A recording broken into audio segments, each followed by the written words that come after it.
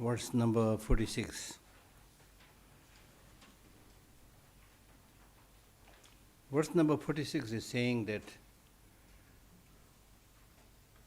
you should develop renunciation of the samsara, which is important because unless you see the limitations and problems of anything, you will never think about coming out of it, right? It's not saying that you see the problems of samsara and get depressed, it's not saying things like that, but what it's saying is accept the reality. There are certain big problems, difficulties, and unless you come out of it, you are going to get stuck there and encounter continuous suffering. Samsara बोलते हैं ना हम तो, samsara में फंस गया बोलते हैं ना. Get stuck in the samsara. So how to practice? First, in order to think about coming out of the samsara, you need to think about the problems that we have. And he cites few problems here. Repeatedly contemplate. See, look at this word. He says repeatedly, not just one time. Because your mind is conditioned with many negative things. Because you are heavily conditioned by negativities. So opposed to this, if you repeatedly make your mind habituated with positive things, then you will be able to overwhelm the negative side. एक बार से नहीं होगा, not just by one time. That's what he's saying. Repeatedly contemplate that as one is unable to escape sickness, है ना, sickness है ना, all kind of sicknesses. And many of these sicknesses are, some may be due to past life, many of these are our own what? Wrong ways of life, wrong ways of thinking. 100% sure. Because we are so addicted to all kind of things that is coming in the market. And then what is coming in the market is, unfortunately now, many of these things are adulterated. Butter adulterated, milk adulterated, medicines adulterated. Unbelievable. People are ready to do anything to make money, to fool people. So as I mentioned already, you should really make sure that you don't get sick. If you get sick, then God knows in what kind of doctor's hand you are going to end up. Therefore, in the Tibetan system of medicine, it is said that the doctor should reach to the patient before the patient reaches to the doctor.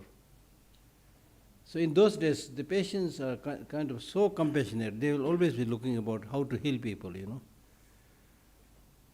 Even with their rudimentary Tibetan medicine in a pouch, they travel from village to village, dispensing the medicine, things like that. Then also in those days, we don't have any of this sophisticated treatment, medicine in those days. But people are not necessarily, worse in their health than what we have today. Not necessary. And many of them, believe me, many of them live like animals. Animals don't have any doctor, right? As I mentioned earlier, animals don't have to wear eyeglasses or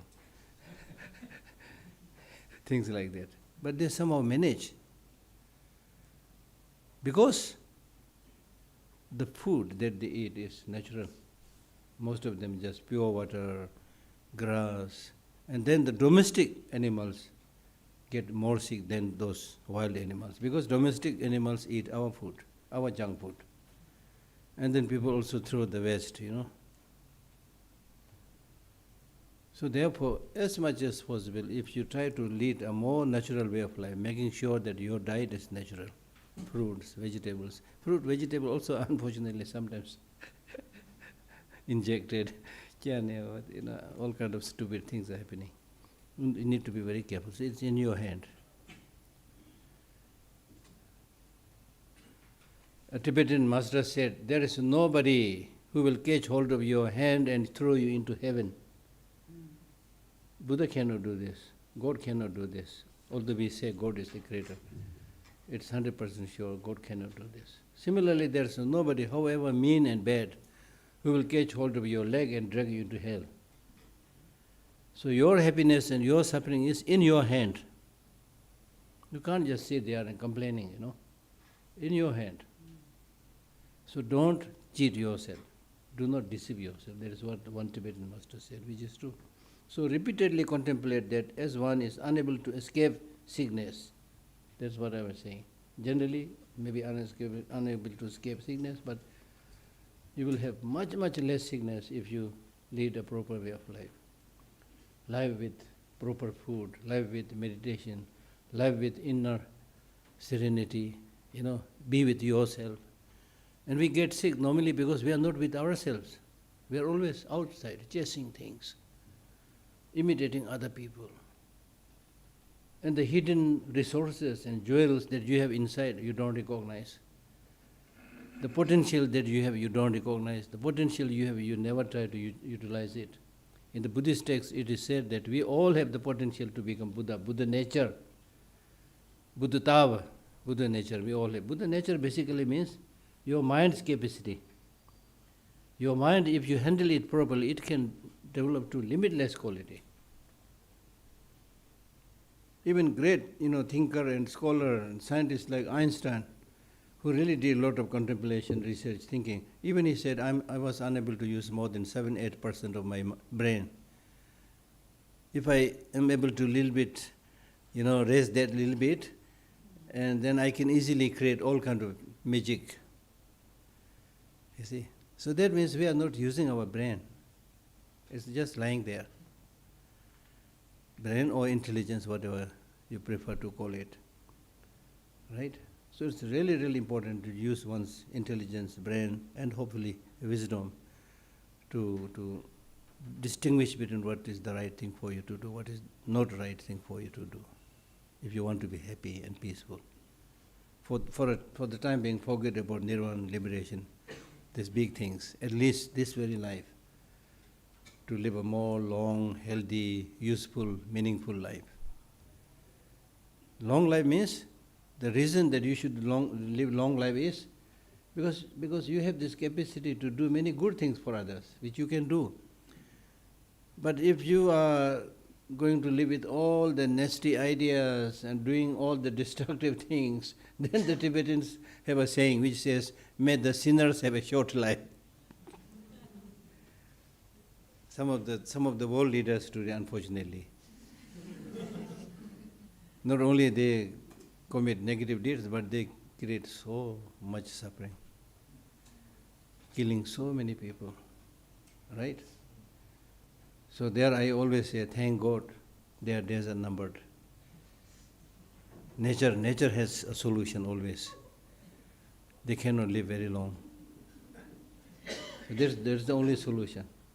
I feel very happy with that. So I always say, I pay my homage to nature, the law of nature,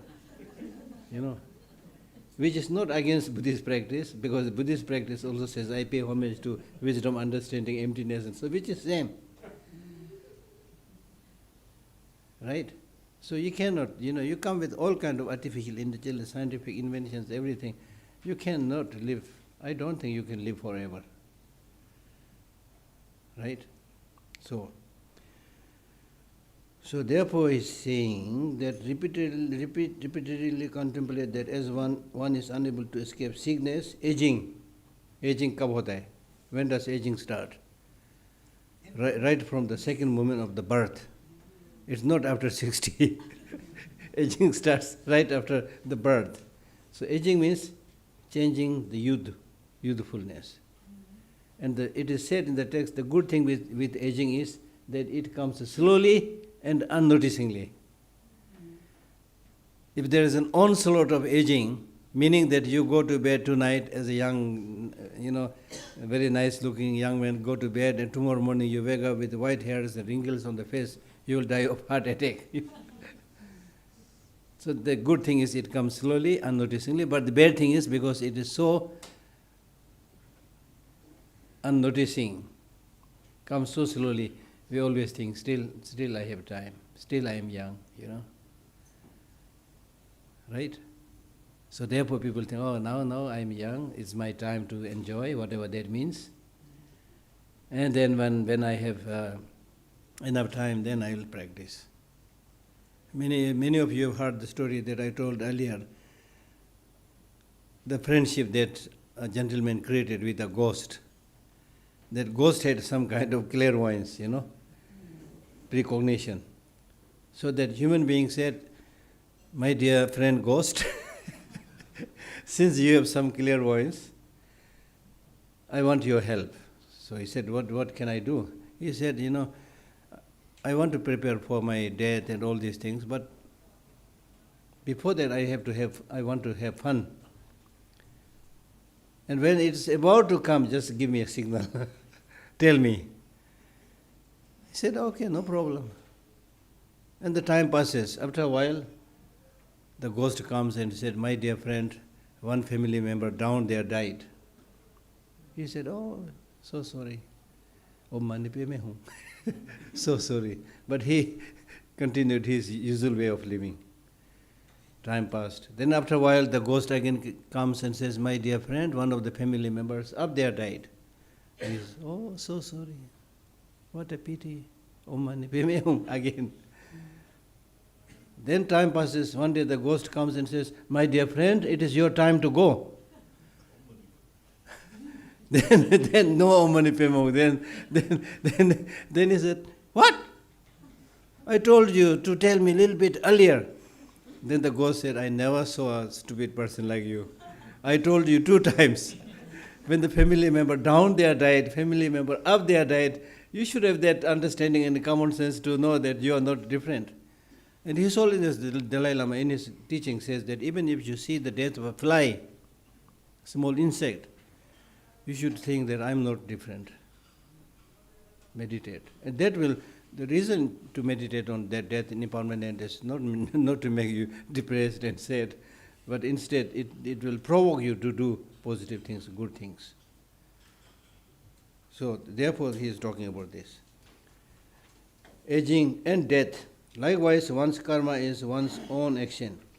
Conceit will not arise through this antidote. So that means this sickness, aging, death, all this is happening because it's your own doing. It's your own doing. In some of the Buddhist tantric practices, there are practices by which you can also prolong your life. And there are higher practices where you reach what we call as non-death, immortality. The possibilities of all this is excellent there, but we have to find people who are ready to practice all those things. Right? Right? Even good deeds, likewise, one's karma is one's own action. You can't blame everybody. It's the result of your own action, that is what it's saying. Conceit will not arise through this antidote. So, as an antidote, if you think about all these things, sickness, aging and death, then your arrogance, conceit, all this will not be there. Normally we develop arrogance, conceit, because thinking, I'm somebody, I'm so healthy, I'm not going to die. Then you exploit people, bully people, That's what we see. And His Holiness the Dalai Lama said that, when you see very poor people, right, you feel sorry, right? Oh, this is a beggar. It's a pity, you give some money and then develop some kind of compassion. But when you see a famous person, a rich person, a famous actor, actress, Bollywood, Hollywood, whatever, then president, prime minister, moving in a fancy car, you have no trace of compassion to these people. Instead, you will think, how nice if I am one of those. How nice if I am able to even give the signature of Shah Rukh Khan or some Michael Jackson or something like that. So His Holiness says this is a clear indication that your compassion is lopsided, not true compassion. Because true compassion should actually arise with these people, the so-called in the higher circles, because they are still in oblivion. The poor people and the sick people or the, Beggars, they are already down. They know where they are. They've seen the reality. Right? They don't complain. They don't complain much, really. Only thing they beg for just one morsel of food and things like that. Otherwise, they're kicking an empty bottle and singing, dancing. You've seen this. They have nothing but. And those of us, the rich people who wallow in wealth, still complaining, thinking about negative competition, this, that, and never think about death. And I've seen with my own many famous people, sick people, many famous people, when they get sick, then they come to see His Holiness. Not before. So this is the issue. So therefore, conceit will not arise through this antidote. And then next instruction is how you should cultivate faith towards infallibility of cause-effect relationship or the law of karma. If higher realms and liberation are sincerely desired, that means if you really want to achieve higher realms means the life of a human being primarily, and then liberation, nirvana, thoroughly meditate the right view. The right view. There are many types of meditations that are there, but in this case, if you want to achieve that, higher status and liberation, then you need to develop that right view, which means the view that sees reality as it is, as an antidote to misconception of reality, which I explained a little bit earlier. Misconception of reality is you tend to think that things exist inherently, independently, by its own side, intrinsically. But reality is there's no such existence. No such existence. Right? So when you realize that things have only interconnected reality, things are only designated, this is so important to understand. For example, what do we call this one? Microphone. Am I speaking through microphone right now? Yes, right? But if I say, okay, please listen carefully, I'm speaking through the elephant. I'm speaking through the yak or elephant. Then you will say, oh, now Geshe Lhakdor's screw dhila ho gaya. Right? But if right in the beginning somebody had given the label name elephant, now if I say I'll speak through the elephant, nobody will be shocked or surprised. Just designation. If your name is Michael, why your name is Michael? Somebody just designated it. Why designated? Just for communication. So that things don't get mixed. If we don't give the names, we all get mixed. Who is who? Nobody. No idea. So it's only for communication. Huh? But unfortunately, we think that there should be a Michael existing from its own side. Jordan existing from its side. Ram existing from its side. Kunga existing from its side. And then we develop that obsession and attachment. So if you really look carefully, things are not as solid as we think. And the Buddha instructed this a long time before, that the physical form is just like bursting of bubbles. And the feelings are like water bubbles. And the perceptions are like illusion, magical illusion. And actions are like another kind of illusion and things like that. Long before, 2,500 years before Buddha said this. Now today scientists with the use of instrument, when they peep into the body, they see that there's nothing in the body except bubbling energy. And then when you see this, where is the essence that you develop so much attachment? It's so interesting. You should pay attention to this one. When you see this reality, when you see this reality, it will give you the possibility to develop the positive emotions. Possibility to love. For example, if it's very fragile, it's really like bubble and fragile, easy to break, you will feel concern for that, right? Very fragile. But ego will not come. And I always give this example. For example, on my table, if there are two very elderly people, let us say 95 years old men, 95 years old women. So age-wise they are very old. Not only age-wise they are old, but let us say they are terribly sick, pus is oozing out, blood's coming out, whatever. When you see these two people are now in front of my table and you can all see it. This is, let us say, you see this reality. So when you see this reality, will you develop attachment? The gentlemen present here, will they say, oh, I want to marry this old woman? Will you? Why? Why not? Because you saw the reality. You saw the reality. You don't develop attachment. Similarly, you don't develop that grasping. So negative emotions will not come. Positive emotions will come. When you see these two very old sick people, you might say, oh, who they are. Let us give them a glass of water. Let us take them to the hospital.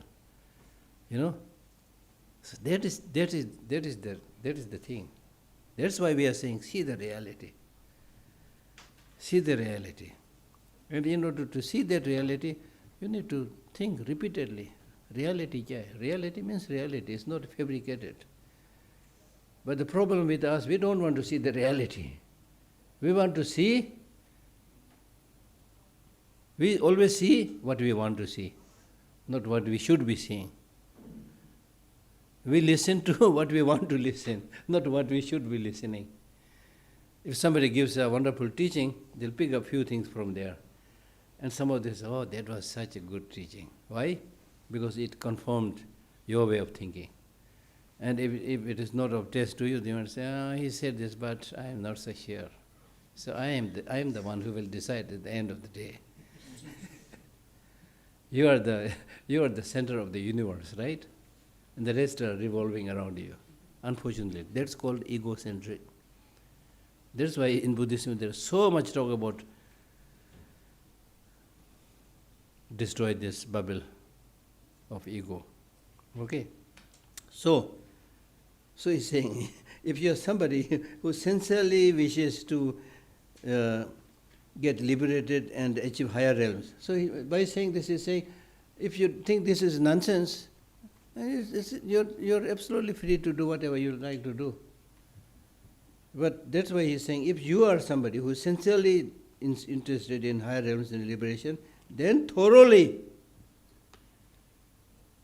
meditate the right view. Thoroughly. Means make your mind completely habituated with that. And gradually, whatever you see, you will. It is not always, but because of that meditation and reflection, repeatedly, whenever you see different people, you will get this feeling, yes, I know them. Some of them are very arrogant, poor man, he is so arrogant. But you see the reality, poor man, when he's going to die, I don't know, still he's so arrogant. He's so lost in himself or herself, what to do. So you don't get like kind of anger or jealousy, things like that. You deep down you feel sorry for that ignorance, right? Even good deeds done by one with wrong view all have unbearable results. So that means right view is important. If you do certain good things with the wrong view, what you are doing may be good, but if it's a wrong view, it is contaminated, then the results in many cases will be, the positive results will be negligible, not there, or in some cases the result will be totally destructive and negative.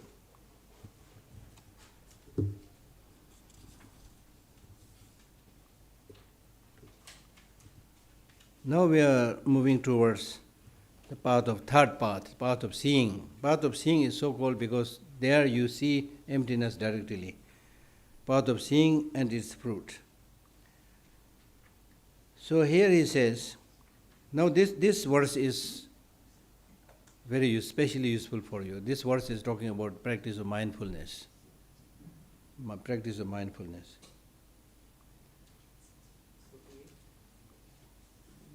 48, yes. Know that humans are in reality not well. It says pleasurable, but I would prefer using the word well. Know that human beings are not at all well, impermanent, devoid of self, and impure. Those who do not mindfully contemplate this are ruined through the four opposite views. So he is saying two things. Human beings are in reality not well, We think we are okay, we are fine, we are well, but in reality you are not okay, you are not well, number one. You are not okay, but you think you are okay. Okay? You think you are okay. And second, impermanent. Reality is you are impermanent, but you think I am permanent. Now if I ask, are you permanent? You will say, I am not permanent, because you are thinking. But in your day-to-day life, the way you live, the way you do things, you do and live things as if things are permanent. Right? Then, devoid of self. As I already mentioned, there is no self having inherent independent existence. And then impure, as that also I mentioned. The physical body is, by its nature it is unclean, impure. But by that we are not saying you are bad or good, not that way. Simply accept the fact that the body is not pure. If it is clean, then we don't have to wash every day. है ना? इधर से भी सब करना पड़ता है, इधर से भी सब करना पड़ता है. Not clean, right? But we tend to think our body very, very pure and very clean. And based on that we develop arrogance. So, not being able to see these four realities of not well, impermanent, devoid of self and impure, instead you see it as pleasurable or well and permanent, and there is a self and that it's pure. So those who do not mindfully contemplate this reality of the four, instead, if you think about the opposite four, then you are ruined. You are ruined through the four opposite view. So that is basically talking about mindfulness of the body, mindfulness of the feeling, mindfulness of the mind, which means what is the state of your body? What is the state of your feeling? What is the state of your mind? What is the state of all phenomena? Mindfulness.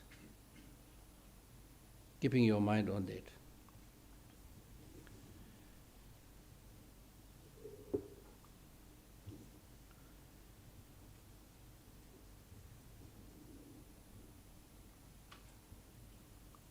Then he says, it is said, form is not self. Self does not possess form, and self does not reside in form, and form does not reside in self. Understand the remaining four aggregates as also empty. We have what we call as five aggregates.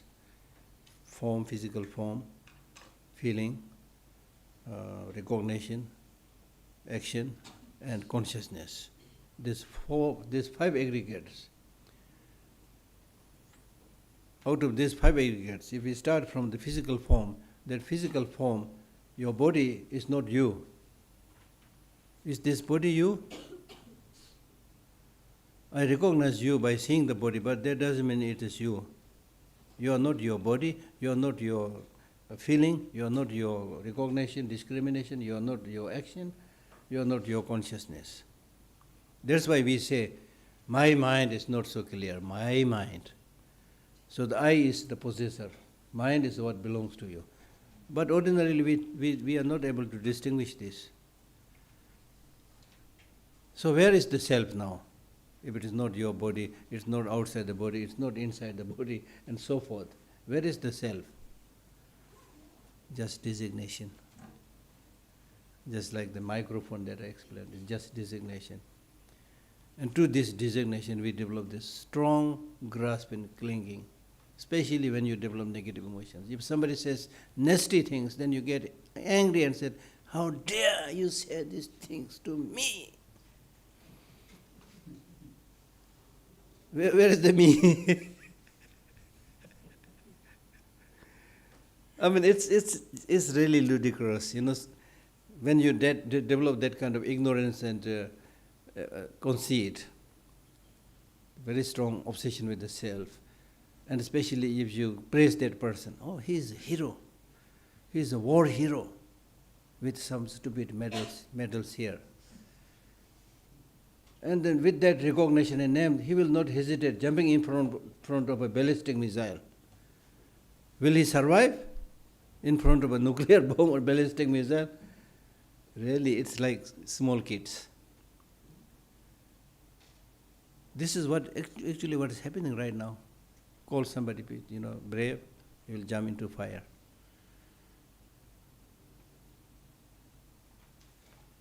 But if you really realize the hollowness of all these 5 aggregates, then you will not develop that conceit, that grasping.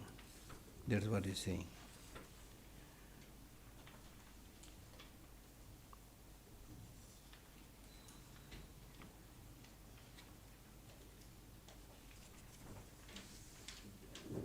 The aggregates arise neither at random, this physical, mental aggregates of feeling and so forth, do not arise without any cause and condition. They do not arise at random. Nor from time. Nor from time means there are some philosophical schools who say that within a certain limit of time things arise, things come up. Nature, their own essence. So the 5 aggregates, let me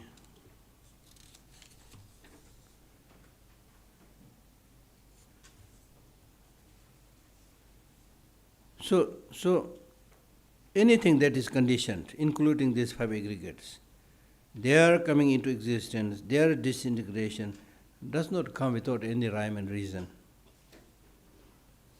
So here random means that they do not just drop down from the sky like that, right?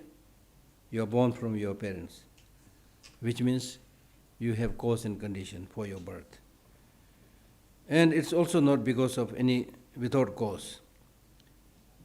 Because sometimes things arise, sometimes things do not arise, depending upon whether it has a cause or not cause. And so therefore things arise when they have favorable, concordant causes and conditions, not from unfavorable causes and conditions. Right?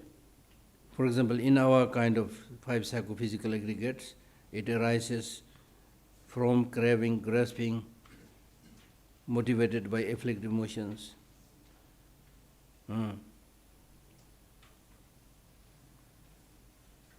So therefore you should meditate on this selflessness. Of course, right from the beginning, but especially in this path of seeing where you have seen the emptiness directly, then you are really meditating on it.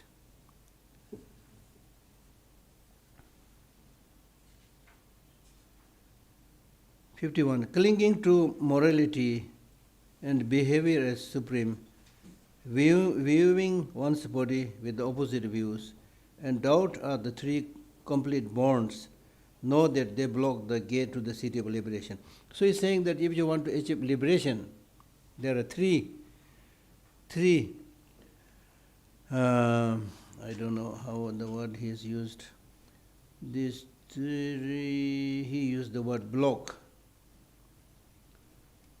But the Tibetan word used is something like that something that will make you get fixed there, makes you unmobile, makes you stuck there. So these three are clinging to morality. Here, morality is not the good one, wrong morality is good one. Right? There are many kind of religious systems and philosophical systems where you are encouraged to do certain things. For example, if there is a religious practice which says if you jump from the top of a floor on a trident and then commit suicide, it is there in the ancient tradition. And as I mentioned earlier, burn all your 5 fingers, use them as a butter lamp. It's still there, practiced by some religious traditions. So this is called wrong morality, wrong conduct. This is, of course, one blockage to your path to nirvana. And then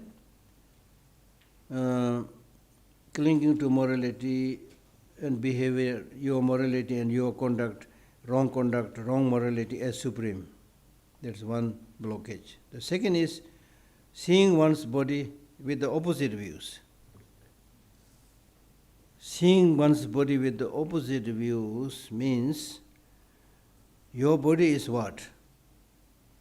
Here body is not your physical body. He's not talking about physical body. He's talking about the way things are, nature.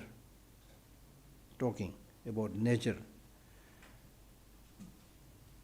So that means your own nature. Right? So if you have misperception about your own nature and see yourself as having inherent independent existence, that is wrong perception. That's what he's talking about. And then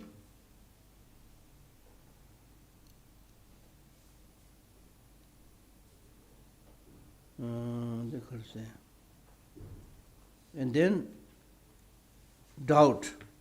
Doubt means doubt towards the validity of the Four Noble Truths. Meaning that when we say the true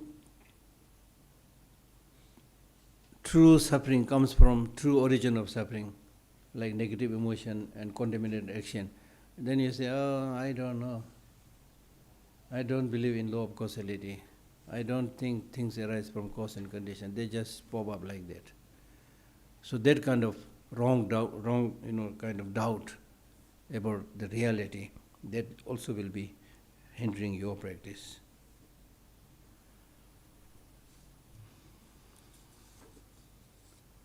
Then, next is instructing you to specially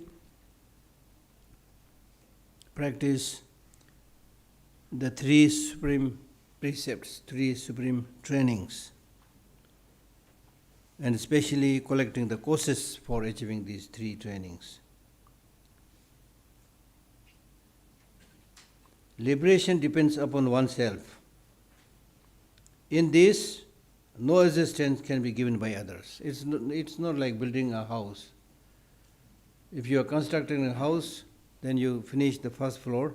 Then if you become very busy, then you request your friend to look after, completing the second floor. But in terms of spiritual development, you can't do this. I did this much meditation and my understanding of emptiness is this much. Now I'm getting very busy. Please continue. It's like asking, it is really like asking, I'm hungry, please eat for me. So they cannot do this. Right? This is very important because some people, they think, oh, my Lama will do everything. If I get the blessing, then all is done. No. Liberation depends upon oneself. In this, no assistance be given by others. And how can you get liberated? Through study, morality and concentration. What is it? Yeah. The text actually says through listening, which means through study. Through study,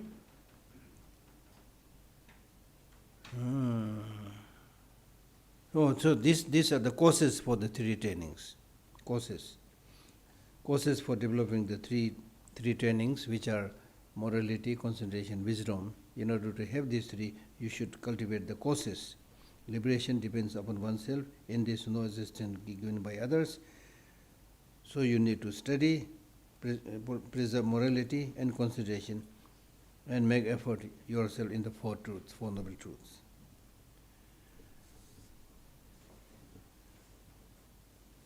Then talking about the three trainings or three precepts. Train always in exalted morality. There are many types of morality. Some are ordinary morality, some are special morality. So he's talking about that special morality.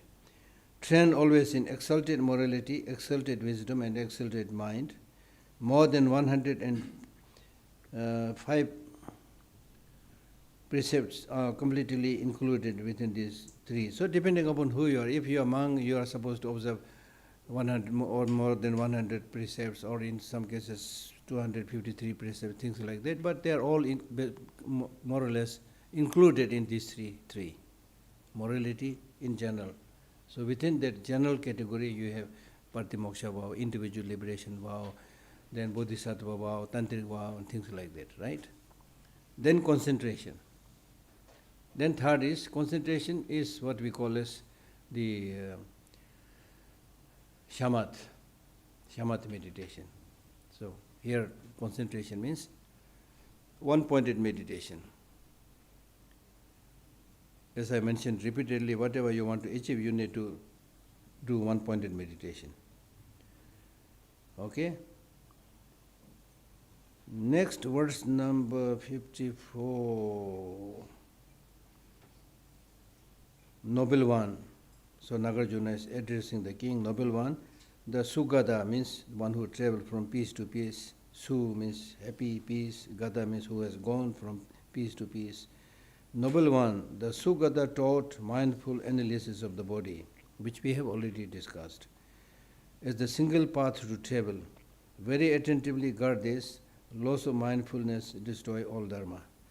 So that means you should really pay attention to what is happening in terms of your physical body, where it is going, where it is sitting, to whom one is talking, things like that.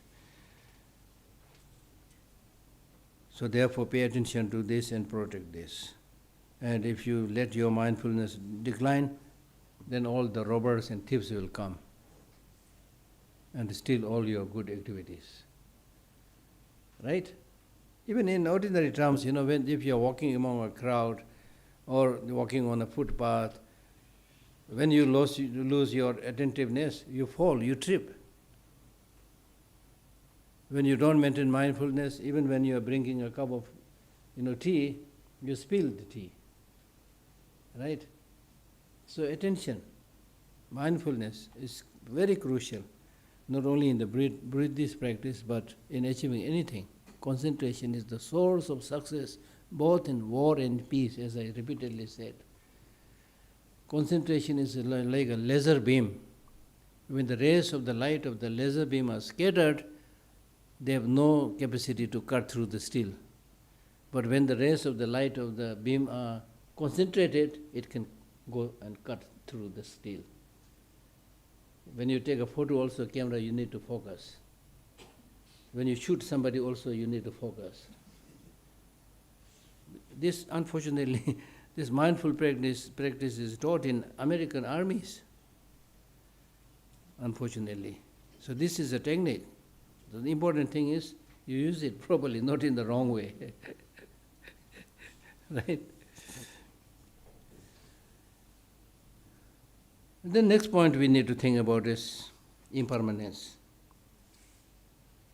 which this is an area where you are already learned and scholar. I think we discussed about this so many times.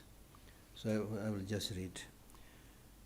So when explaining impermanence, it's first talking about your life has no certainty how long it will remain. Love is full of harm. Harm from where? From people, from insects, from snakes, from COVID-19, from packaged food, junk food, so many harms. Love is full of harm. It's more impermanent than a wind-blown bubble. After breathing in and out during sleep, to awaken is miraculous. So that means tonight when you go to, bed and sleep, not that one, sorry. Another phrase says, tonight you go to bed and sleep, tomorrow you are able to wake up, is amazing. Another way of explaining is you breathe out and you breathe out and then able to breathe in is a miracle. If you are unable to breathe in, that means death. कुछ भी नहीं है. The demarcation is just a breath. If you breathe out and could not breathe in, that's the end of life. So don't take it for granted that you will live forever. Next, in terms of your body also there is no reliability, no certainty. The body's end is to become ashes. And we have seen all this in the graveyards. Ashes, nothing else. The body's end is to become ashes. And when you die, the body is dried up, rotten, impure, insubstantial. It disintegrates, desiccates, and putrefies. Therefore, understand it as subject to dispersal. Because unless you take essence of this body by doing good things, the body itself, just looking at its very nature, there is nothing. That's what he's saying. So therefore, in some monasteries in Thailand, they have these dead bodies nearby the temple to meditate. Dead body of 1 day, 2 days, 3 days, 4 days, 5 days. Then the flesh is falling out, getting rotting, decaying, and then skeleton, things like that, just to remind you. So therefore it will be useful to keep us kind of this days in the scientific, science classroom. You have this skeletal, of human body. So something like that, if you keep, or even a picture, is a good reminder. It's a good reminder. It's important.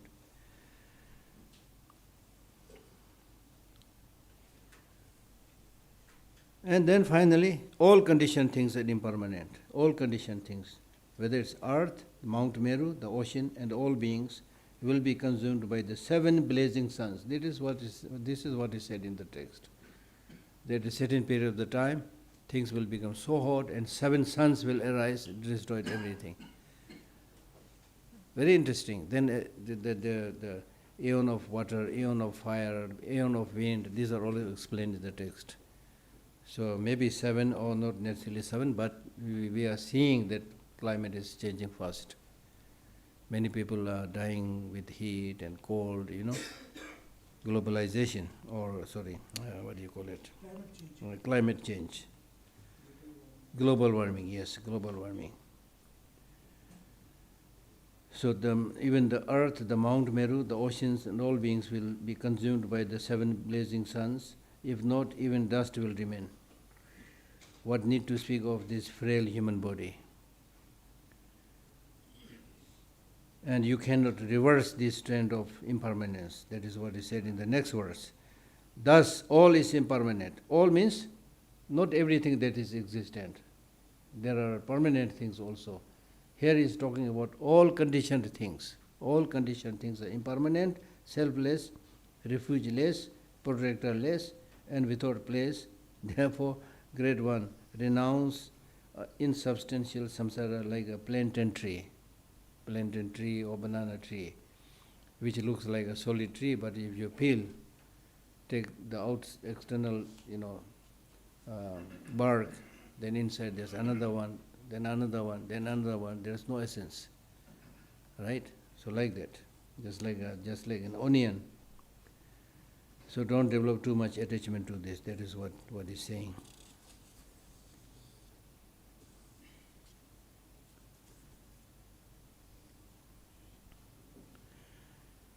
All the things are impermanent, but you have obtained a very precious human life. If you use it properly, you have obtained a very precious life. That is what he is saying. Next,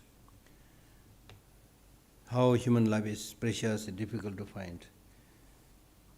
It is even more difficult for a turtle to intersect with the hull of a yolk in the ocean than to obtain a human birth from an animal birth. Lord of man, through practice of the holy dharma, make it fruitful. So that means obtaining human life is very difficult, more difficult than a blind turtle. So the text says there is a blind turtle living in the big ocean, and then at the same time there is a yolk with just one hole floating on the surface. So here is this blind turtle, on the other side is this yolk with only one hole floating around. And then having the head of the turtle pop up and get into the hole of the yolk which is floating is almost next to impossible, right? So obtaining human life is said to be even more difficult than that one.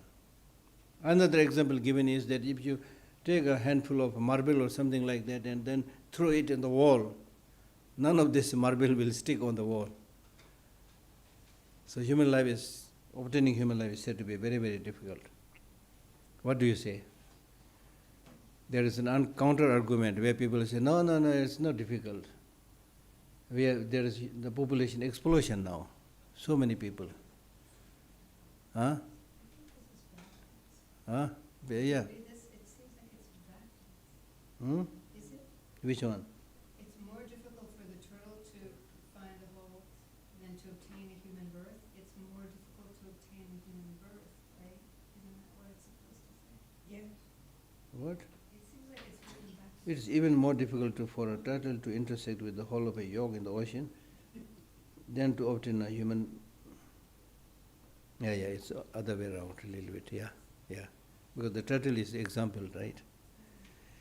That's why we need to work for the next translation. Yeah, here and there, you can see something. But I've explained correctly. Okay. Then therefore, the next verse is saying, therefore don't be stupid. Don't waste this human life. Even more stupid than one who fills a jewel-encrusted golden vessel with excrement, meaning that if you fill a golden vessel with excrement, then it's really very stupid. Huh? You should put nectar or at least wine, something like that, not excrement. But those who, having been born a human, performs evil deeds is worse than that one.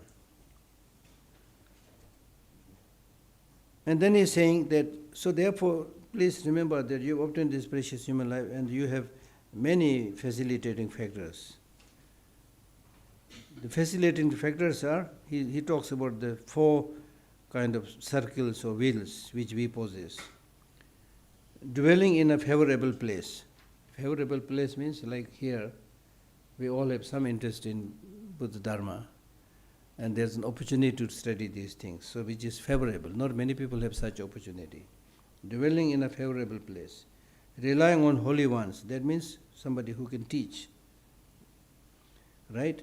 And then being of virtuous aspiration. And you also have this wish to do something good, which is really wonderful. So that's why I'm saying that sometimes I hesitate talking and teaching to you. It's really like preaching the converts, Bad people will not be here. Mischievous people will not be here. Already enlightened people are here.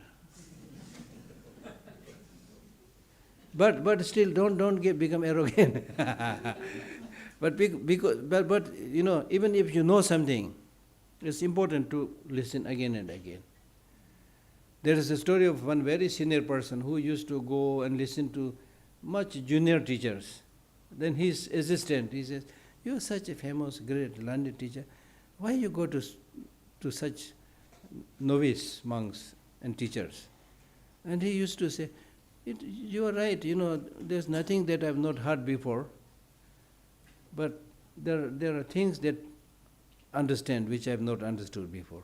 If you listen again and again, then you get new insight by thinking. So that is important. Right?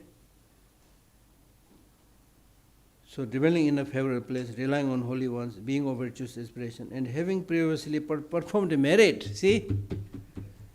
Having previously performed a merit. You are not here by coincidence. Having this inclination to come here and being able to sit for many days says something about you. You should rejoice. It is important to rejoice.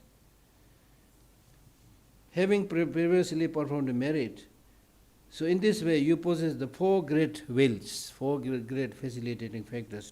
Wills means to make you move towards the positive activities. So all these 4 features are important, but among them which one is important? If you ask such a question, then the next verse is saying, among these 4, finding a good teacher is the most important thing. The Muni, which means Buddha, declared that through reliance on a spiritual teacher. So out of the 4 that we explained, if you ask which one is more important, then spiritual teacher is more important. The Muni declared that through reliance on a spiritual teacher, pure action is accomplished. If you meet a wrong teacher, you will go in the wrong direction. If you meet a good teacher, good friend, you go in the right direction. Hence, rely upon the sublime ones or holy ones. By relying on the, and then he gives an example. He says, rely on the good teacher, and then, for example, by relying on Buddha, many attained peace. Exactly.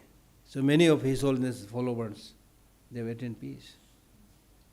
Right? Attain peace means many things. Some of them they might have attained nirvana, liberation things. Some of them, a good amount of peace, which is so important in this turbulent world. When you have distraction everywhere, problem everywhere, and the world is full of turbulence because of Gada, Nada, Chive, love to Visibe Solid Dover Show. There is a prayer which says, may I be liberated from this ocean of samsara, which is turbulent with aging, sickness, death. Turbulent.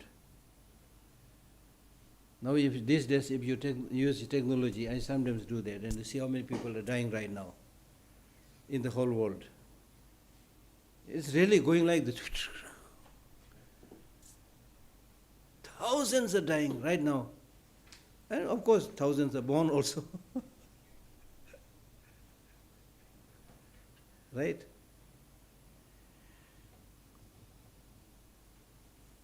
So finding a good teacher is important. So it is important not to accept anybody as your teacher quickly. Take time. But you can listen to them in the form of lecture. And then take time to test that teacher, whether what he teaches and what he does matches or not, whether it's really qualified, whether he or she is compassionate. But at the same time, be realistic. You won't find Buddha as your teacher. Don't go too much after perfection. Right? So you should find somebody who has really knowledge and who has compassion and who is ready to help you, ready to guide you.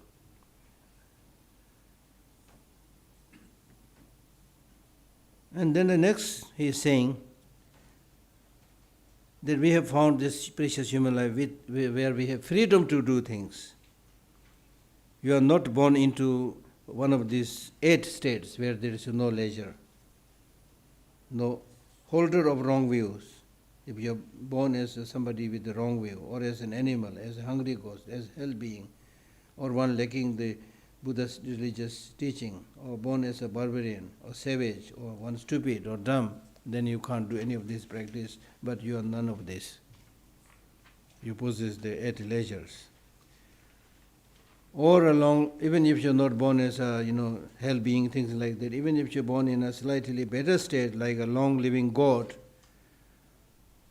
when you're born as a long-living God, then many amazing facilities at their disposal, and then you get completely lost in that entertaining kind of state. And then suddenly when you realize your time is to die, it is said they experience immense suffering and problem. Just like some of the very rich people, or famous people. They never think about their death.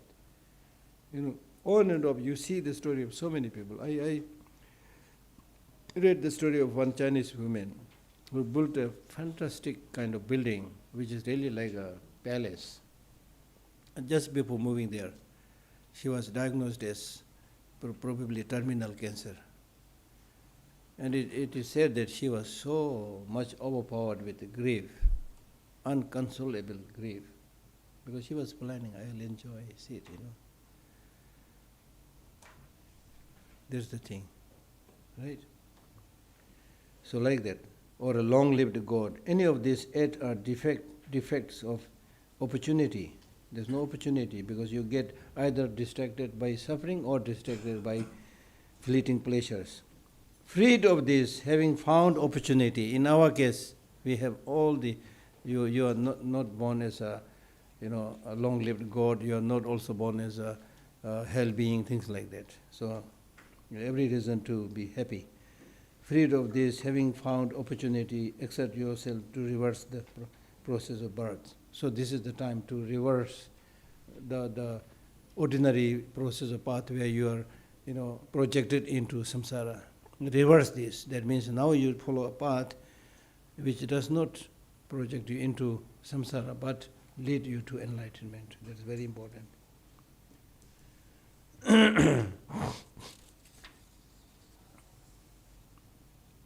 Again he talks about the faults of samsara. Gentle one is addressing the king. Gentle one, desire is the source of many sufferings. See? Desire is the... क्या हो गया? समय हो गया? नहीं?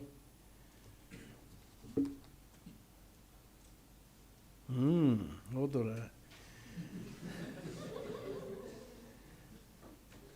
Gentle one, desire is the source of many sufferings, like destitution, death, illness, old age, develop disgust of samsara. Hearken means be quick to a few of its faults. Even if you are unable to think in depth of the many faults, but at least you should have some gross understanding of the faults of samsara. That's what he's saying. Few means at least some understanding of the samsara must be there. And we are born in the samsara because of many negative emotions, but especially desire, attachment is the source of many sufferings. Because the more you want things, the more you need to run, more you need to work hard, the more you get problem. You see? Right? Like destitution, death. Then if you are very rich, then you have to fly all over the world, then there may be a plane crash and illness and old age. Okay. Then once you are born in the samsara, then there is no definiteness. Right? Father becomes son in the samsara. You don't recognize.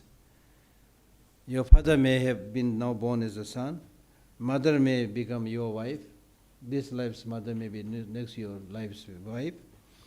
Enemy becomes friend, and vice versa. Therefore, nothing at all is set in samsara. So that's what he's saying is, you should not develop too much attachment to so-called your relatives and friends who may be your enemy in the past lives.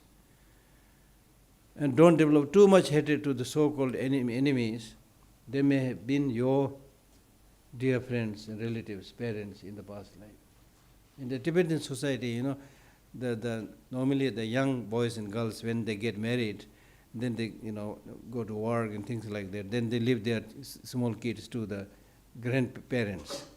So for the grandparents, because of their age and because of the, naughtiness of the child, it's difficult for them.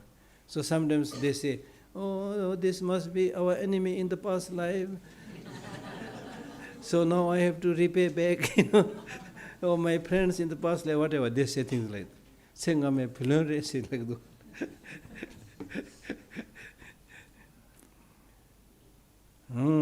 So there is no definiteness in the samsara. No definiteness. Then there is suffering of having no contentment. There's no contentment. We always say more, more, more. Since from time immemorial, many past lives, we have been enjoying certain things, never satisfied. Now in this world we are enjoying the same thing, never will be satisfied. So that's what he is saying next. Each person has drunk more milk than the 4 oceans. If we put together the things that you have drunk for many lives, each person has drunk more milk than the 4 oceans, yet still cycles as an ordinary being in samsara. Much more than that is still to be drunk. No satisfaction. Forget about many lives. Even in this life, until now, I don't know how many liters of water we have drunk and things like that. Right? Similarly, if you put together all the bodies that you lost in many lives, it will be like mountain. That is what he's saying. Each person's own heaps of bones equals or surpasses even Mount Meru. The earth's soil is not enough to count the number of mothers with pellets of soil the size of juniper berries. If you take some of the seeds of juniper berries And then you start counting, this life's mother, this is my previous life's mother, this is my previous life's mother, like that. You will never come to an end. So many have acted as your mother, brother, sister, and so forth. Right? Then, ups and downs, ups and downs.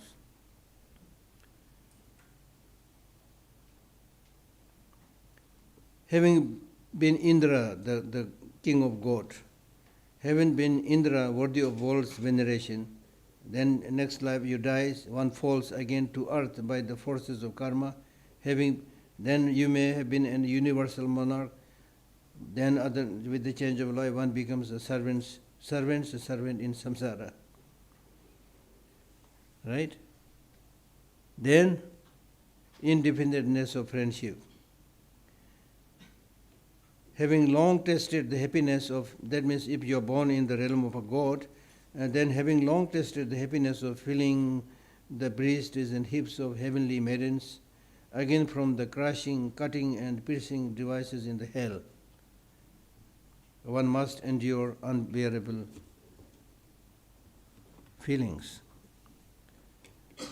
Then the change of place. Having had the pleasant experience of walking on the soft slope of Meru for a long time, like walking on a sofa, very soft. Then again with the change, traversing smoldering embers and cesspools, one must experience unbearable sufferings.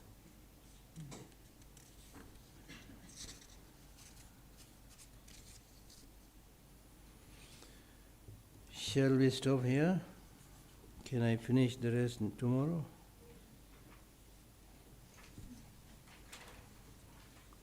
If not, no problem. Okay, one or two questions.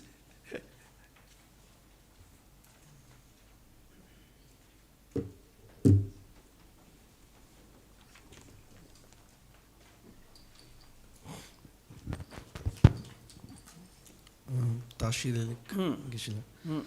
My question is from verse 53. So it says, train always in exalted morality, exalted wisdom, and exalted mind. So why it is used exalted wisdom and mind when both are synonymous? Exalted means not just morality, a morality that leads to achieving liberation. If you don't aim at achieving liberation, you observe certain ethics and morality, that's morality, not necessarily exalted or special. Special means one that leads to nirvana and omniscience. My question is why wisdom and mind are used? Wisdom, exalted wisdom and exalted mind.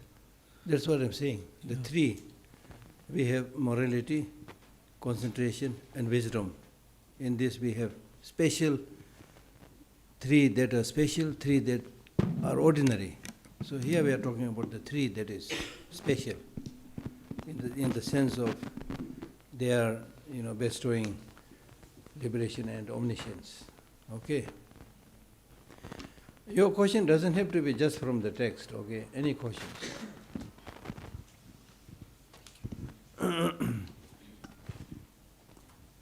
Here. I just have a simple question. I think when we talk about consciousness, it seems to me that I get confused reading about it because it seems as if it has two different meanings. So if we're not our consciousness, what is consciousness? That's allegedly a kind of thread that moves maybe from lifetime to lifetime, even if it isn't named or totally particular. But at the same time, if you're not your consciousness, because you're not your action and you're not your form, then it doesn't seem to be anything at all. So how do we find the middle ground there? Yeah. This is very true. This question is a very important question because all the four Buddhist school tenets systems, philosophical systems, they try to pinpoint what is self. And this question of what is self is asked during the last more than 3,000, 4,000 years by all schools of Indian schools of thought. So at least from Buddhist viewpoint, now without trying to talk about everything, if you go to the Madhyamika school, then they say consciousness is, even the subtlemost consciousness is not self. Right? So as I mentioned earlier, it is just designation. Just designation. When the mind gets subtle and subtle and subtle, then what remains is, at the end of the what really remains is the subtle wind and subtle consciousness.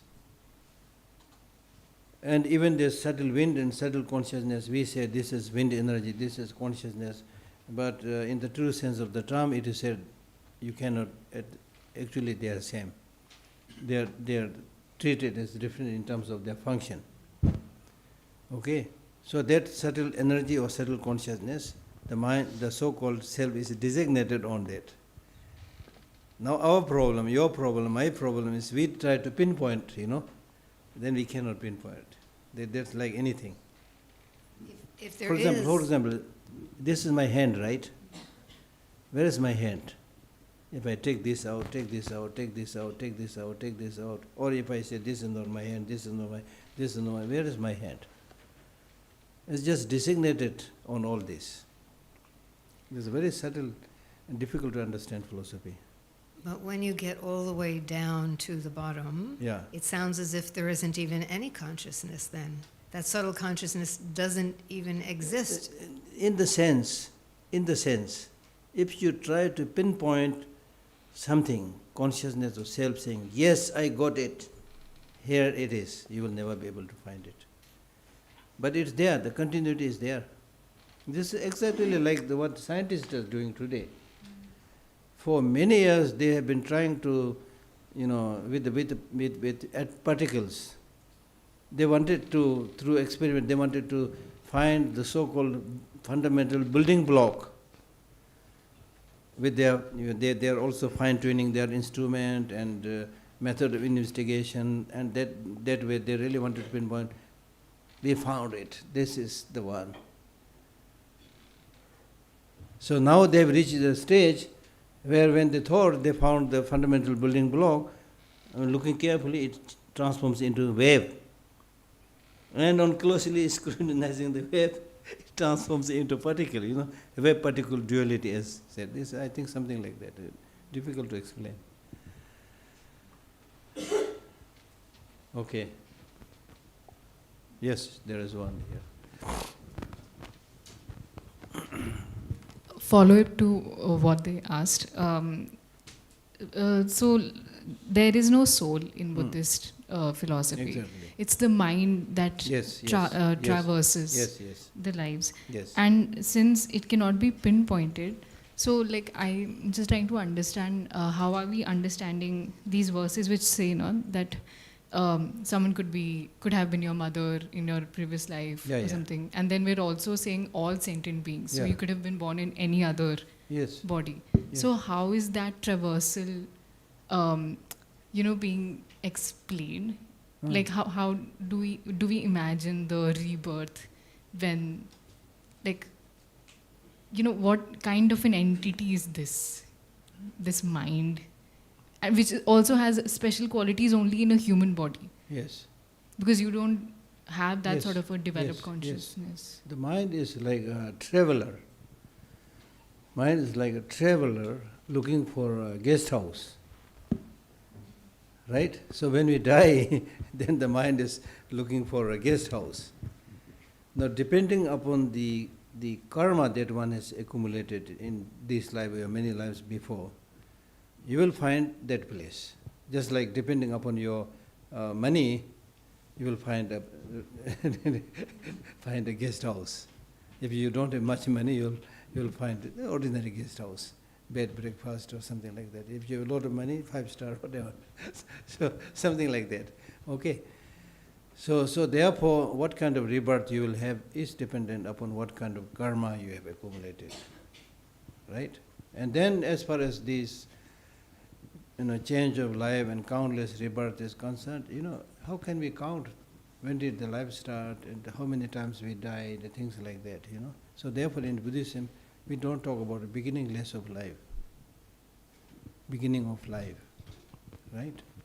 Just one more question. Yeah. So, like, as you said, no, that they do not talk about who created life. These Yeah. are not the questions that are dealt with, but rather how to not have suffering and like how to not be engaged in attachments. Yeah. But then my question is that, like, just out of curiosity, was the idea or the philosophy of rebirth needed to be kept alongside the idea of causality?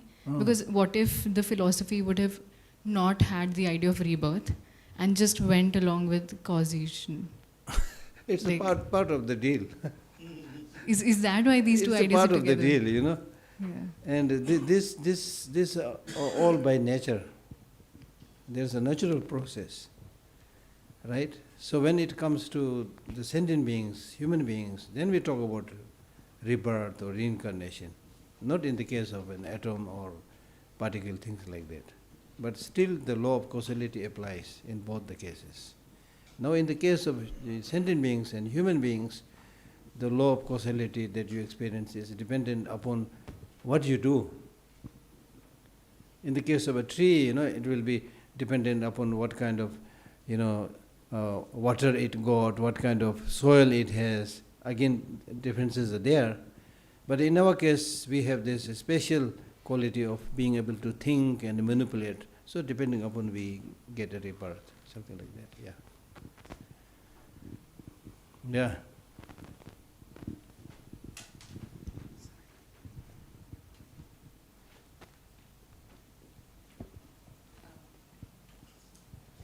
Yes.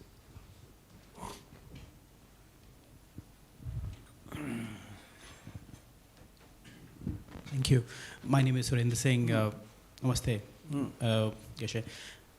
So question is because we're talking about in the spirit of, let's say, ask like if it is the right teacher. So you were here 2 years ago as well, and this is 2026. Since 2007. My apologies. I was too young to be here in that. Except during the COVID.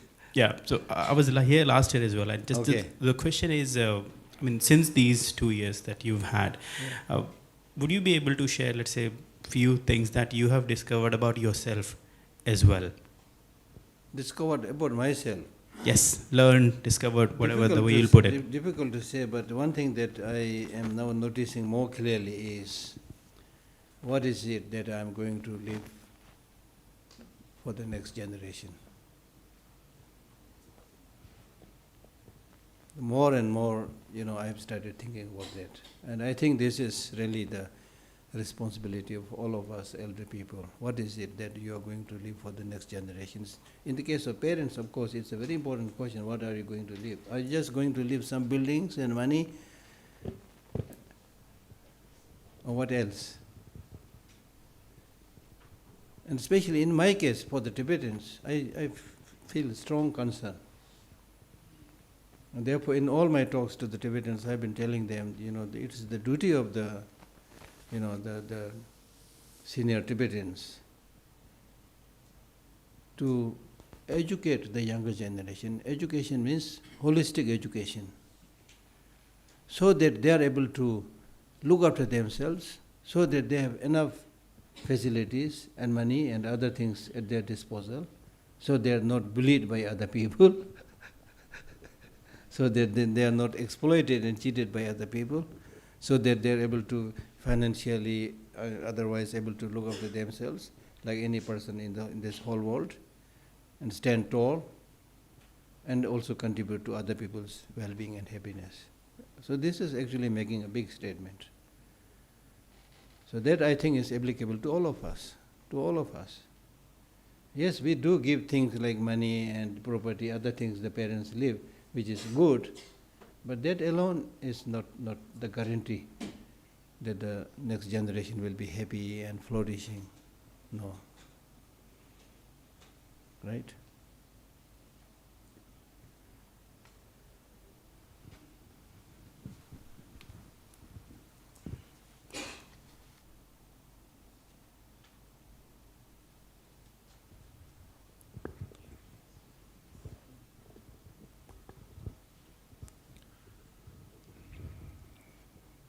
I just wanted to know, like this concept of rebirth doesn't apply to non-human beings like plants and animals. Does it apply only to human beings? No, no, no, no. Other animals, other sentient beings. Plants maybe not, rocks maybe not, but other sentient beings, those that have a mind. Animals, they also Yes, of course. Sentient beings. They also have a mind. They are also They sentient also have beings. a mind. There will be rebirth for them also. So what is the difference between like human beings and these animals? Because they also have a mind. So what is the difference? The difference is that the human mind, as I explained earlier, is much more alert, aware, observant, sensitive, reciprocal. The animal mind is less reciprocal, less sensitive, more dull. That's the difference. But that does not mean that animals will always be born as animals and human beings will also always be born as human beings. Because what we are today is result of many lives' karmas. So result of one karma projects you into human life. At the same time, you might have many, accumulated many negative deeds by which you may be projected into the life of an animal. Similarly, the seemingly helpless animals, they might have accumulated many positive karmas in many past lives. So with the change of life, they might get a good rebirth. So all possibilities are there. Yeah. That's karma that sticks to a being, but there's no being. So what is that? How is that karma? No, that's misunderstanding.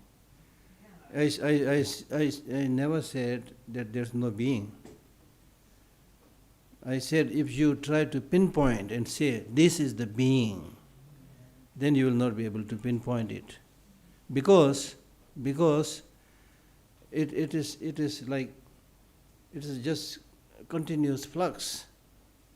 It's not just one solid thing that you can say this is it. It's very difficult. And how does the karma? I'll tell you this story of Buddha. Maybe I shared here or somewhere else. There was a gentleman who came to Buddha and requested teaching. Then Buddha said, okay, you go and wash yourself in the river nearby, and then come back, I'll teach you. So he washed his body and come back, okay, now I did my cleaning, so give the teaching. Then Buddha said, no, wash again, come back.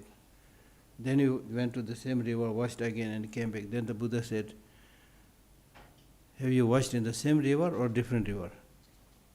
Like any of us. He said, wash in the same river. He said, no. Then the river never stays same, it just flows. But there is a river. Something like that. Something like that. It is mesmerizing. This whole concept is because everything, as I said, is in a flux. And That was the same guy both times. The river was what changed. Isn't that the same? That's the problem, there's the problem. You are also, as I mentioned earlier, you are not the same person. So I have a small question. Yeah, So as a human being, yeah, we're at a level where we have more control and ability to choose positive or negative karmas. yeah. So when you've done negative karmas and you wind up as a hungry ghost Whatever. or an ant, Yeah, depending on what you've done, you work up. yeah. So I had heard that when you have eliminated enough negative karmas to get up to being a dog, Yeah. that there's an excellent possibility that your next life will be human. That dogs are at a very high level of sentient beings before humans. No, I did not hear such No? thing. Okay. So that's just a fable I heard. But the comment that I want to make here is, there is no natural process of becoming better and better every time. Maybe Darwin's evolution says something like that. It's an evolving process. You are like this, next life, whether you do good thing, bad thing, you will be better. I don't think there is such thing, according to Buddhism.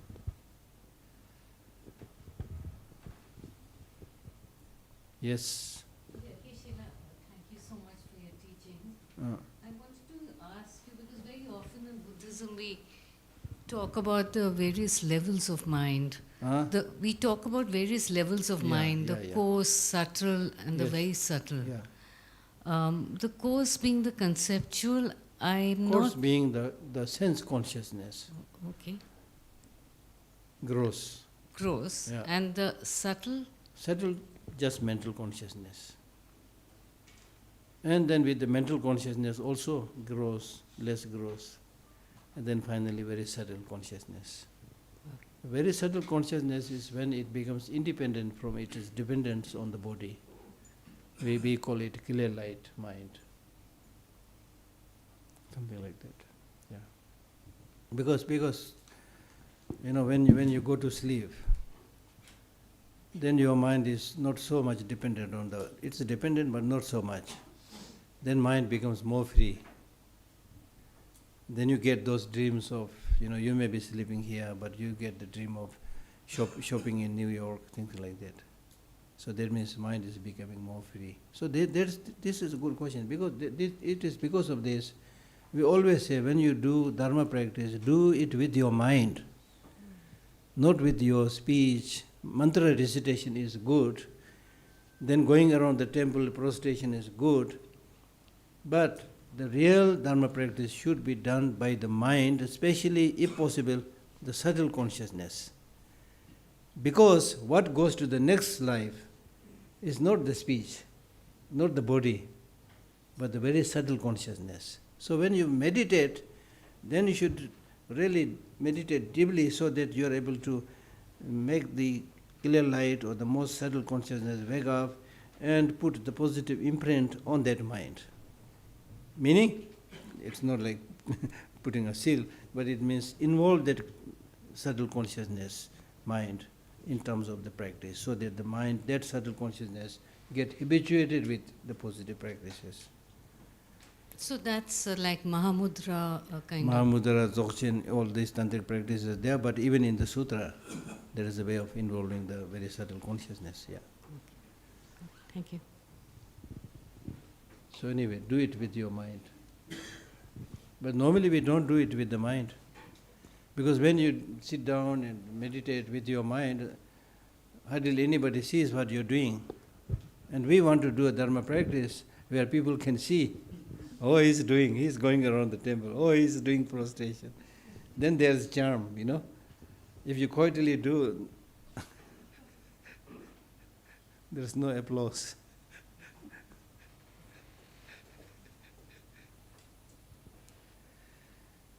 Okay. One more questions? Oh no, you have 2 minutes still. If you have any burning question.